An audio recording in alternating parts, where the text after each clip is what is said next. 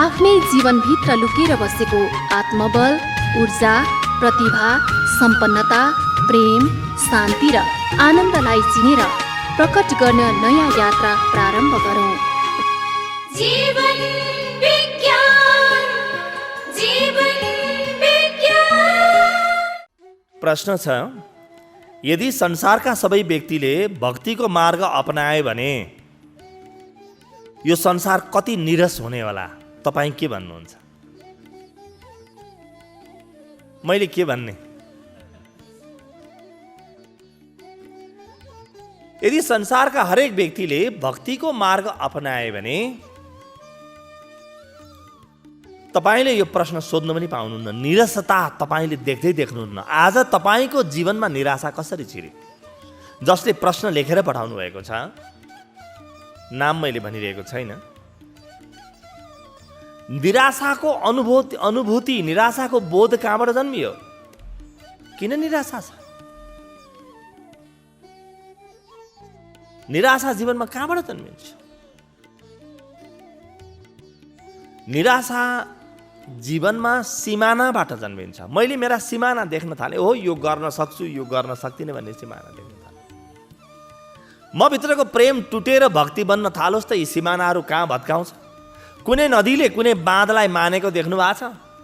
बाँधमा बस्छ अलि दिन, तर त्यसपछि फेरि त्यहाँबाट बाँधलाई उल्लङ्घन गरेर नागेर नदी फेरि हाम फालेर सागरतिर हिँड्न थालिहाल्छ। केहीले रोकेर रोकिँदैन नदी। यो निराशा के हो? प्रेम रोकियो भने निराशा बन्छ।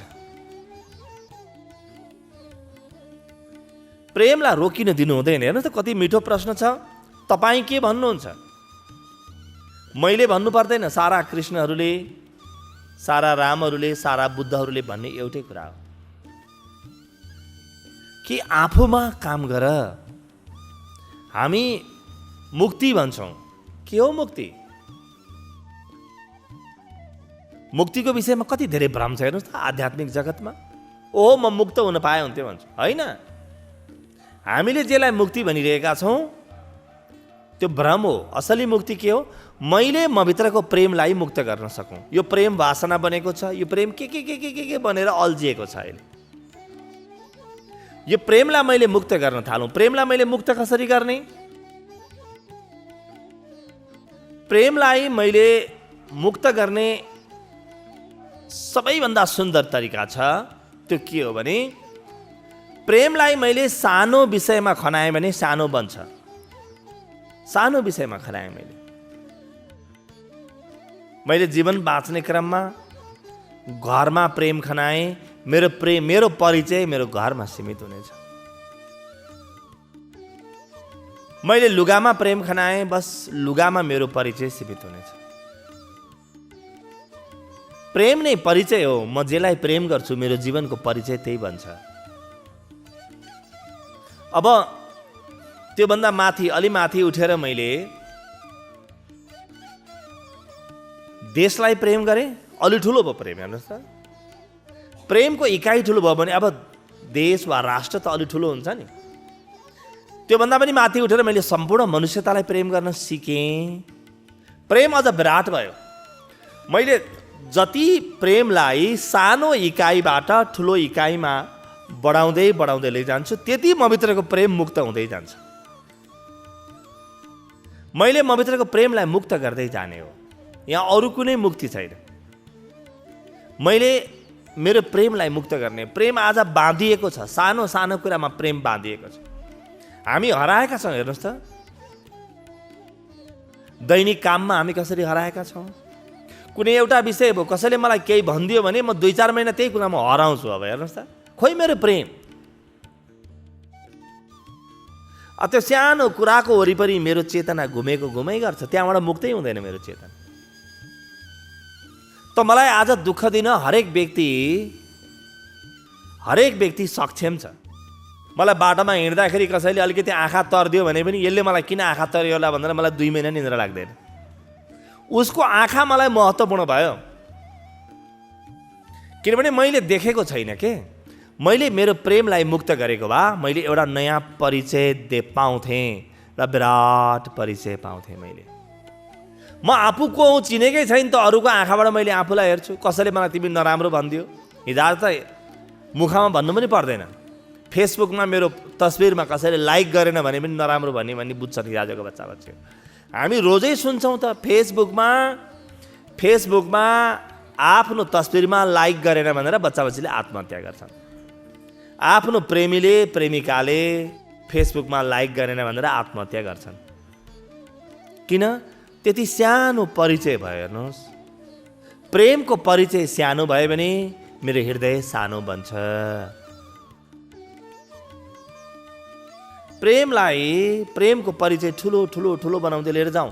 त्यस कारणले हेर्नुहोस् त कति बुद्धिमान होला न हाम्रा ऋषिहरू। यिनले के भने तिमी ईश्वरसँग प्रेम गर। ईश्वर छ छैन, भगवान छ छैन, केही अर्थको विषय नै होइन।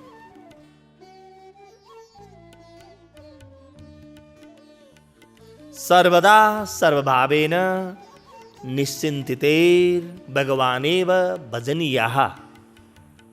बस उसैको नाम गाऊ, उसैको लागि कर्म गर, उसैको लागि लुगा लगाऊ, उसैलाई भोजन गराऊ, 24 घण्टा उसलाई सम्झ, उसलाई सम्झिने बहाना बनाऊ।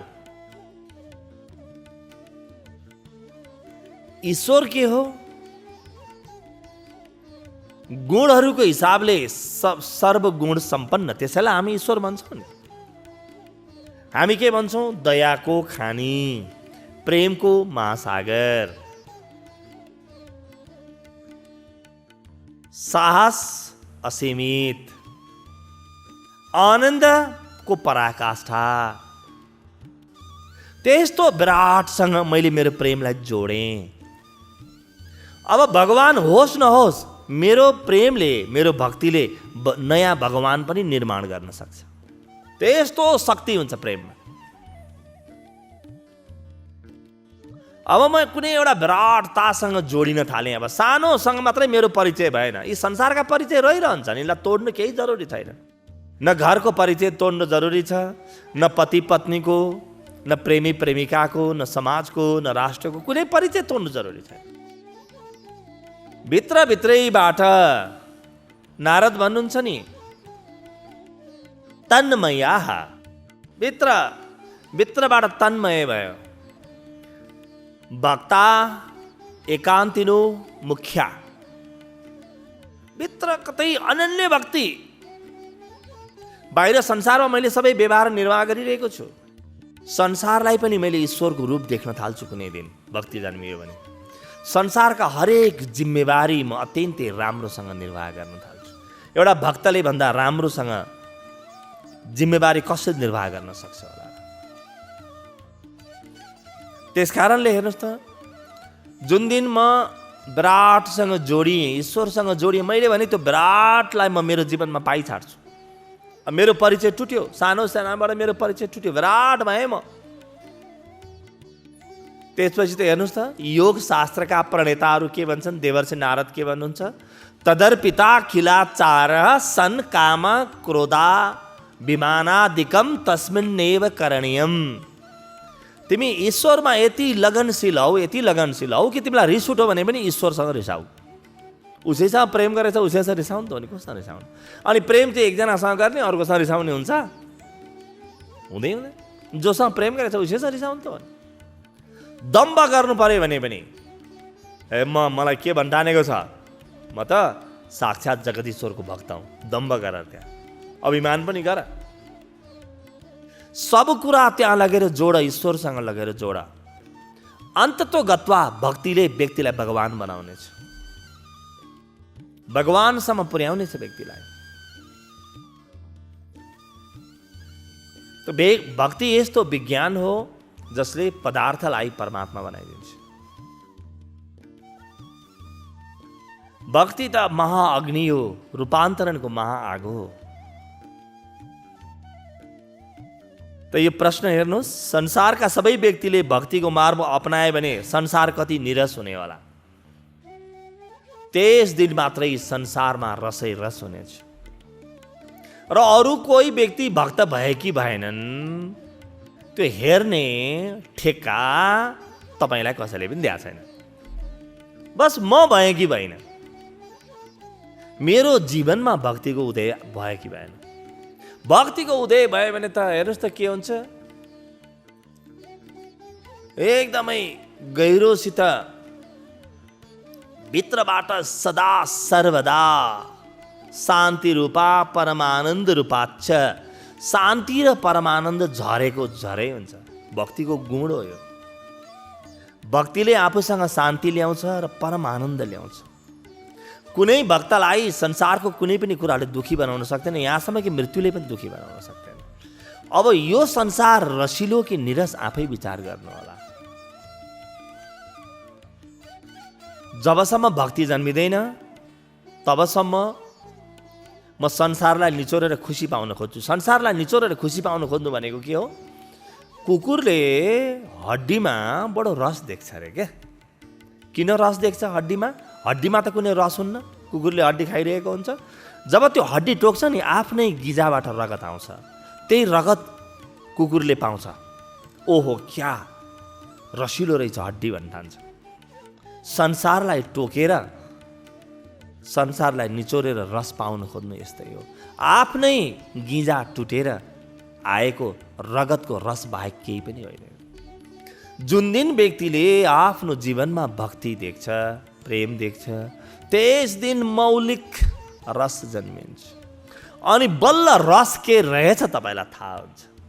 यसै होला र ऋषिहरूले गाएका रसो भइछ, त्यो त रसरूप छ ईश्वर। रससागर छ त्यो, रसै रसको महासागर छ त्यो। यो मात्र भक्तले भन्न सक्छ, अरू कसैले पनि भन्न सक्दैन। अर्को प्रश्न छ, म हरेक काम गर्दा अत्यन्तै दीर्घकालसम्म टिक्ने मात्र गर्दछु, के अध्यात्मले मलाई लामो टिक्ने काम गर्ने अवसर दिन्छ? म हरेक काम गर्दाखेरि लामो टिक्ने मात्रै काम गर्छु। प्रश्नकर्ताले के भन्न खोज्नुभएको बुझ्नुहोस्। म लुगा किन्दाखेरि सकेसम्म लामो टिको, छिटो नचातियोस् त्यस्तो लुगा किन्छु। म घर बनाएँ भने अरूले 50 वर्ष पुग्ने घर बनाउँछन्, म 100 वर्ष पुर्याउने घर बनाउँछु, पुग्ने घर बनाउँछु। अरूले व्यवसाय गर्ने भने 2-4 दिनसम्म कमाउने, 2-4 वर्ष कमाउने बनाउँछन्, म जिन्दगीभरि पेन्सनसम्म आउने व्यवसाय बनाउँछु। यही भन्न खोजे होइन हो? अरूले प्रेम गरे, संसारका कसैसँग प्रेम गरे भने प्रेम चाहिँ घाम छाए जस्तो म दिगो प्रकारको प्रेम गर्छु। यो प्रश्नकर्ताको अभिमान हो। अब हेर्नुहोस् है, यसलाई अलिकति खोतलाउँ ल। हामीलाई पनि लाग्छ ओ मैले बनाएको घर, मैले गरेको काम, मेरो बोली वाह भन्ने हुन्छ। तर हेर्नुहोस् त, हामीले अक्षर हावामा लेख्न सक्छौँ कि सक्दैनौँ? हावामा लेखेको अक्षर टिक्छ? टिक्दैन। अक्षर त लेखेँ मैले, लेख्दा लेख्दै राम लेखेँ, लेख्दा लेख्दै सिद्धियो, कसैले पनि देख्दैन।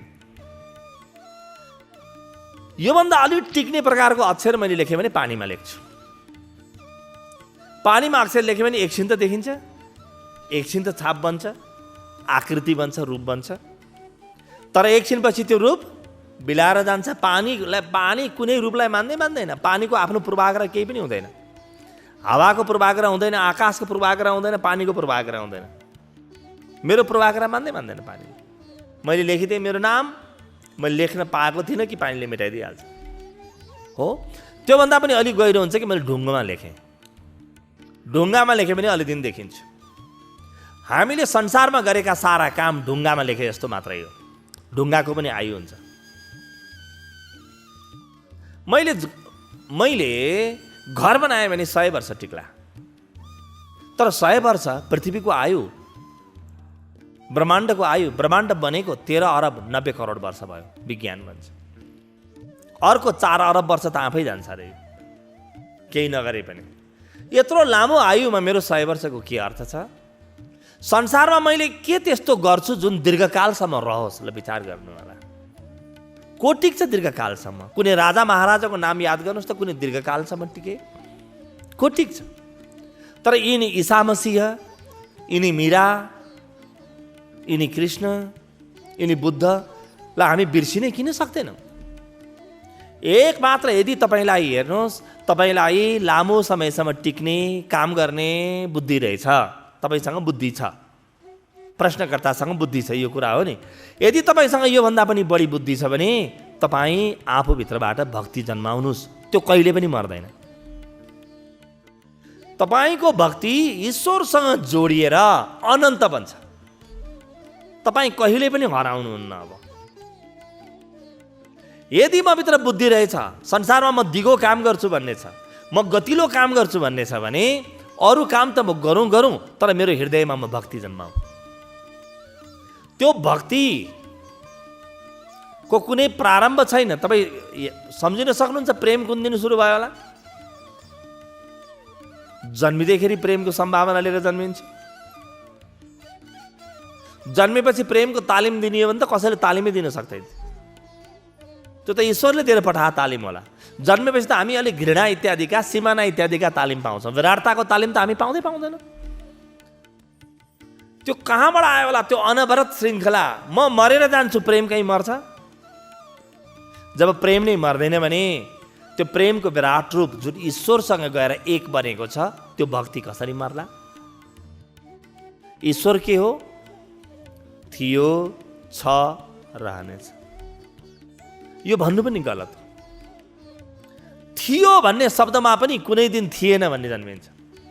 मैले त्यस दिन यो व्यक्तिलाई देखेको थिएँ, यसको अर्थ त्योभन्दा पहिले यो व्यक्तिलाई देखेको थिइनँ। थियो इत्यादि शब्द पनि संसारका विषय मात्रै हो। थियो, छ, रहनेछ भने पनि यसमा ईश्वर हट्दैन। जुन कुरा कहिल्यै बनाउन सकिँदैन र कहिले बिगार्न सकिँदैन, त्यो ईश्वर। ठिक त्यही हो मेरो भक्ति, म भित्रको प्रेम पनि त्यही हो। न मैले कहिले बनाउन सक्छु, न मैले कहिले मेटाउन सक्छु।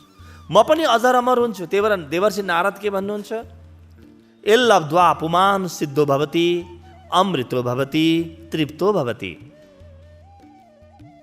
बस तत्काल यो प्रेम अलिकति पाउने बित्तिकै अमृत तत्त्व, ओहो म त कहिले नमर्न रहेछु, म त शाश्वत सनातन रहेछु, आहा आहा भन्ने जन्मिहाल्छ भित्र। भित्रको प्रेम जागोस् कि मृत्युलाई जित्यो व्यक्तिले। अब भित्रको प्रेम नजागिन्जेलसम्म मृत्युसँग डर लाग्ने हो। मृत्युको डर के हो? म टुट्छु कि म सिद्धिन्छु कि भन्ने डर हो। भक्तिको मृत्यु छैन, कहिले पनि डर हुँदैन। र जीवनमा त्यस दिनसम्म डर लागिरहनेछ जुन दिनसम्म जीवनमा प्रेम जन्मिँदैन। प्रेम जन्मियोस् कि प्रेमले त सारा डरलाई खाइदिन्छ। अहिले पनि हेर्नु न, डर र प्रेम विपरीत कुरा हो। म घरमा थुप्रो मान्छे वरिपरि छन्, तिनीहरूको कारणले सुत्न सकिरहेको छैन भने म डरमा छु। तर सबैले मलाई प्रेम गर्ने, मैले सबैलाई प्रेम गर्ने मान्छे छन्, मलाई कति मिठो निन्द्रा लाग्छ। जहाँ डर छ त्यहाँ प्रेम छैन, जहाँ प्रेम छ त्यहाँ डर छैन। परिवारमा बच्चा बच्चीलाई हामी डर देखाउन चाहन्छौँ। सानैदेखि ओहो जोगीले लैजान्छ, प्रहरीले लैजान्छ, अब लैजाओस् नलैजाओस् यो बच्चोको सातो चाहिँ लैजान्छ। अब जहाँ डर छ त्यहाँ प्रेम छैन, जहाँ प्रेम छ त्यहाँ डर छैन। सानै उमेरदेखि हेर्नु त बच्चा बच्चीलाई बडो सताउँछन्, बच्चा बच्चीले आमाहरूलाई सताउँछन्, खाना खाइदिँदैन, आमाहरूले बडो तरिका निकालेका छन्, जोगी बाबा आउँछ लैजान्छ। अनि सारा जोगीसँग घृणा। म जेसुकै बनौँ जीवनमा योगी चाहिँ भन्दिनँ, किनभने मेरी आमाले त्यही सिकाएको थियो। अनि तिनै आमा फेरि पूजा गर्न जान्छन्। विरोधाभास हेर्नु।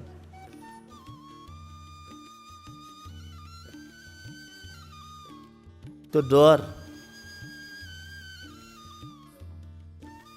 डरमा प्रेम हुँदैन, प्रेममा डर हुँदैन। प्रेममा व्यक्ति अभयमा प्राप्त हुन्छ। साक्षात सच्चिदानन्दमा गएर मिसिन्छ त के को डर? ब्रह्माण्डको मालिकसँग एक हुन्छ प्रेममा व्यक्ति, त डर कोसँग? आफूभन्दा अलग कोही भएन डर हो। त यदि दिगो काम गर्न मन छ भने हृदयको प्रेम जन्माउनुहोस्। अग्ला अग्ला भवन बनाउनुहोस्, मोटर बनाउनुहोस्, सब गर्नुहोस्, लामो टिक्ने काम गर्नुहोस्, तर मृत्युले सबै कुरालाई सिद्ध्याउनेछ। सबभन्दा पहिले तपाईँलाई सिद्ध्याउनेछ। त्योभन्दा पहिले कहिले नसिद्धिने दिगो अजर अमर प्रेमको मार्गलाई पछ्याएर हेर्नुहोस्। तपाईँ कहिले नसिद्धिने हुनुहुनेछ। शाश्वत सनातनसँग नाता जुड्नेछ। आजको लागि अन्तिम प्रश्न छ। म मेरो परिवार र विशेष गरी मेरी 4 वर्षकी छोरीलाई अत्यन्तै माया गर्छु। तपाईँ खालि ईश्वरलाई प्रेम गर भन्नुहुन्छ। मलाई ईश्वरलाई मात्र प्रेम गरेर संसारबाट अलग हुनु वा एकोहोर हुनु छैन। तपाईँले प्रेम बुझ्नु भएन क्या? प्रेम बुझ्नु भएन। तपाईँकी 4 वर्षकी छोरीलाई जुन प्रेम तपाईँले दिँदै हुनुहुन्छ, सबभन्दा पहिले त तपाईँसँग प्रेम रहेछ, त्यस कारणले छोरीले पाउँदैछन्। पहिलो कुरा। दोस्रो कुरा के बुझ्नुहोस् भने तपाईँभित्रको प्रेम खोज्दै जानुहोस्। यति विराट छ। ध्यानले प्रेमलाई खोज्छ है। ध्यान बाहेक प्रेमको गहिराई, प्रेमको उचाइ नाप्ने अरू कुनै उपाय छैन। तपाईँ गहिरो ध्यानमा जानुहोस् त। तपाईँले पाउनुहुन्छ कि तपाईँकी छोरीलाई दिने प्रेम त सहज छ, तर ब्रह्माण्डको मालिकलाई पनि गर्न सक्नुहुन्छ। त्यति प्रेम छ तपाईँसित। तपाईँले के भन्दै हुनुहुन्छ भने मेरो हातमा 100 रुपियाँ मात्रै छ, त्यो 100 रुपियाँ चाहिँ ईश्वरलाई चढा भन्दै हुनुहुन्छ। मेरी 4 वर्षकी छोरीलाई कसरी दिने? मैले पापा कसरी किनिदिने ईश्वरलाई चढाएर? म के भन्दैछु भने अलि भित्र हेर्नुहोस् त। तपाईँभित्र अरबौँको सम्पत्ति छ। तपाईँकी 4 वर्षकी छोरीलाई पापा चाचा सबै कुरा आउँछ।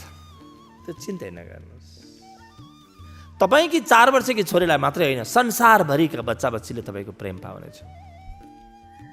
संसारभरिले, ब्रह्माण्डभरिले तपाईँको प्रेम पाउनेछ। र पनि तपाईँभित्रको प्रेम चुक्ता गर्ने ताकत ब्रह्माण्डमा कुनै शक्तिमा छैन। त्यति प्रेम छ भित्र।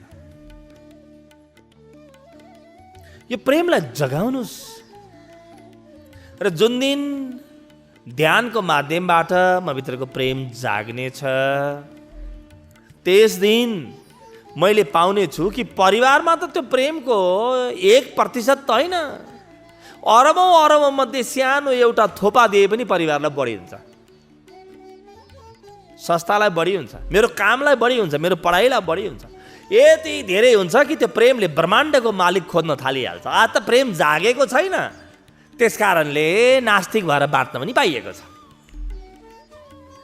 आज त प्रेम जागेको छैन, त्यस कारणले ईश्वरीय सत्तातिर ध्यान पनि पुगेको छैन। पुग्दैन। यस्तो जीवनशैलीमा ईश्वरीय सत्तातिर ध्यान पुग्छ? सम्भावनै छैन। भित्रको प्रेम जागोस् त। बाढी जस्तो आउँछ त्यो प्रेम, त्यसले महासागर खोज्छ। अब त्यो प्रेम विराट भयो, यत्रो पुरा आकाश फुट्ने गरी पानी माथिबाट पर्न थाल्यो, बर्सात हुन थाल्यो भने अब साना साना गाग्राहरू त के समुद्र पनि भरि नै छन्। र हरेक व्यक्ति समुद्र भर्न जन्मिएको छ। हरेक व्यक्ति प्रेमको महासागर हो। यही प्रेमको महासागरमा आनन्दको महासागर, शान्तिको महासागर, सन्तुष्टिको महासागर, तृप्तिको महासागर, सब कुरा लुकेको छ। त्यसैमा सब छ। कण्ठावरोध रोमाञ्चाश्रुभि परस्परम लपमानाः पावयन्ति कुलानि पृथिवीं च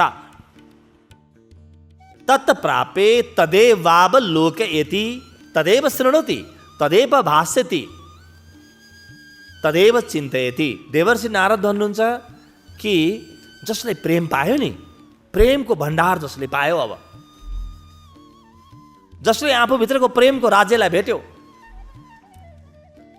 ऊ त के गर्छ अरे भने कण्ठावरोध, उसको त गला अवरुद्ध हुन्छ, कहाँ बोल्न सक्ने।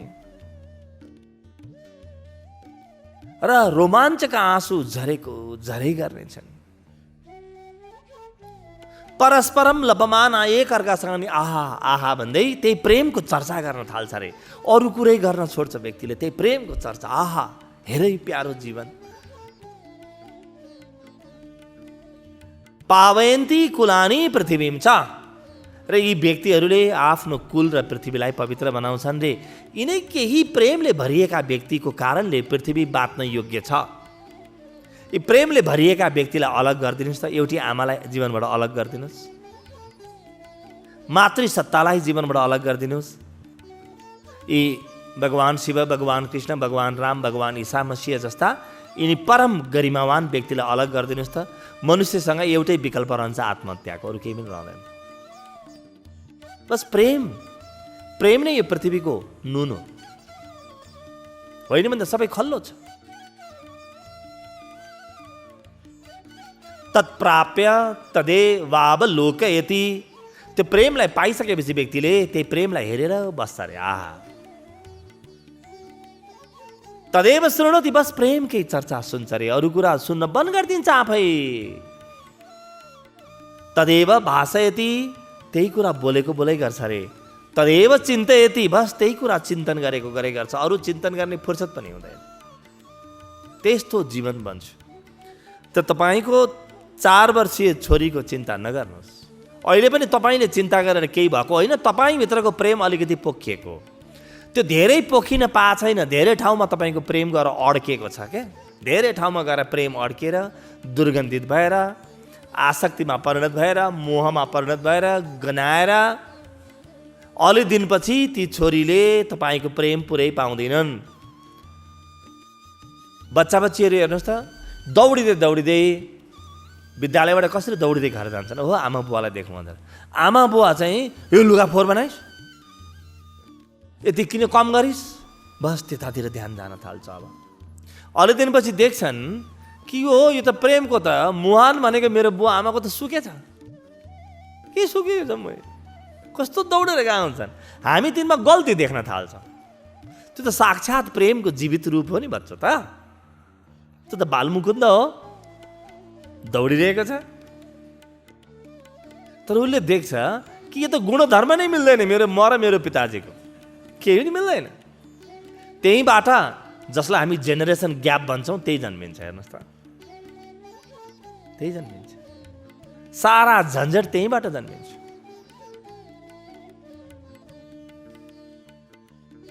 त यो प्रेम तपाईँले 4 वर्षको बच्चीलाई दिने प्रेम, दिन सक्ने प्रेम धेरै ठाउँमा खण्डित भएको छ। मुक्त गर्नुहोस् त। मुक्त गर्नको लागि कसैलाई हल्लाएर मेरो प्रेम फिर्ता गर भनेर हुँदैन। यो कुनै पैँचो दिएको होइन। बस कसैलाई पनि थाहा नपाइकन भित्रभित्रै ध्यान गर्नुहोस्, ध्यान गर्नुहोस्। ध्यानले मेरा सारा प्रेमलाई मुक्त गर्नेछ, मेरा सारा ऊर्जाहरूलाई मुक्त गर्नेछ। अब मलाई के गर्न ऊर्जा चाहियो? छोरीलाई प्रेम गर्न ऊर्जा चाहियो कि ब्रह्माण्डलाई प्रेम गर्न ऊर्जा चाहियो? त्यति बराबरको ऊर्जा मसँग हुन्छ। कहाँ कन्जुस चाहिँ, कहाँ 100 रुपियाँको तपाईँ कुरा गर्दै हुनुहुन्छ? म त अरबौँ खरबौँको चर्चा गर्दैछु। प्रेम त अथाह सम्पदा हो, जीवनको एकमात्र सम्पत्ति हो। कहाँ यो सानोतिनो कुरामा यसलाई तुलना गरेर बसिराख्ने?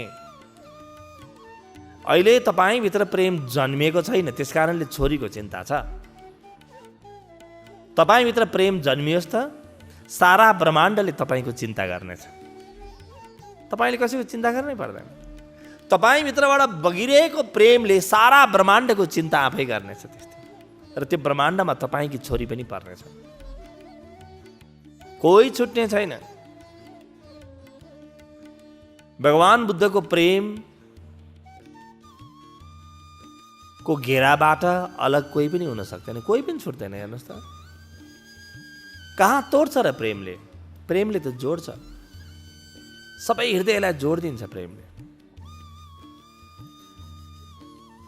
मैले मेरो प्रेमलाई ध्यानको माध्यमबाट मुक्त गर्न सकेँ भने अब असली प्रेम मेरो बच्चा बच्चीले मेरो जीवनमा देख्न पाउनेछ। तपाईँ विचार गर्नुहोस् त, बुद्ध पुरुषहरूका, परम भक्तहरूका परिवारले कति प्रेमको अनुभव गर्न पाउँदा, कस्तो प्रेम होला, कति प्रेम होला। जहाँ प्रेम गनाएको छैन, जहाँ प्रेम टुटेको छैन, जहाँ प्रेम सग्लै उपलब्ध छ, सिङ्गै उपलब्ध छ, जहाँ पुरै उपलब्ध छ। किनभने त्यो प्रेम सच्चिदानन्द बनेको छ। कुनै सिमाना छैन प्रेमको, कुनै शर्त छैन यो भए प्रेम दिन्छु न त दिन्न भन्ने नै छैन। कस्तो आनन्दसँग। र मेरो जीवनमा त्यस्तो कोही व्यक्ति भेटे जसले मलाई निशर्त र निस्वार्थ प्रेम गर्न सक्छ भने ऊ मेरो गुरु हो। त्यो व्यक्ति मेरो गुरु बन्ने छ। त्यसकारणले गुरुको प्रेममा कहिल्यै पनि शर्त र स्वार्थ हुँदैन। गुरु त्यो हो जसले आफ्नो प्रेमलाई मुक्त गर्यो। त्यसकारणले तपाईँको प्रेमलाई फसाउँदैन गुरुले, तपाईँलाई फसाउँदैन गुरुले। ऊ आफू मुक्त छ, सबैलाई मुक्त गर्छ। उसको प्रेम सिमाना भएको प्रेम हुँदैन, उसको प्रेम त असीम हुन्छ। उसको प्रेमको गहिराई र उचाइ कसैले पनि नाप्न सक्दैन। त्यो प्रेमको सानिध्यमा उठबस गर्नुलाई सत्सङ्ग भनिन्छ। के हो सत्सङ्ग? यस्तो प्रेमको वरिपरि बस्नु जहाँ प्रेम बाहेक अरू केही पनि छैन। गुरु शुद्ध प्रेम हो। व्यक्तिभित्रको ऊर्जा जबसम्म 100% प्रेम बन्दैन तबसम्म त्यो व्यक्तिले गुरुको रूप लिनै सक्दैन। शुद्ध प्रेम जहाँ बन्छ, प्रेम बाहेक केही पनि शेष रहँदैन। त्यहाँ जीवनमा गुरुको उदय हुन्छ। त्यस्तो व्यक्तिसँग मैले भेटेँ भने बिस्तारै बिस्तारै म पनि त्यो अथाह प्रेमको महासागर आफूभित्र देख्न सक्ने हुन्छु। त्यसकारणले गुरु सत्सङ्ग, गुरु सानिध्यलाई यति महत्त्व दिइन्छ। अध्यात्म र व्यवस्थापन मानव मनोविज्ञान सनातन र नवीनतमको सङ्गम जीवन विज्ञान। सनातन र नवीनतमको सङ्गम जीवन विज्ञान।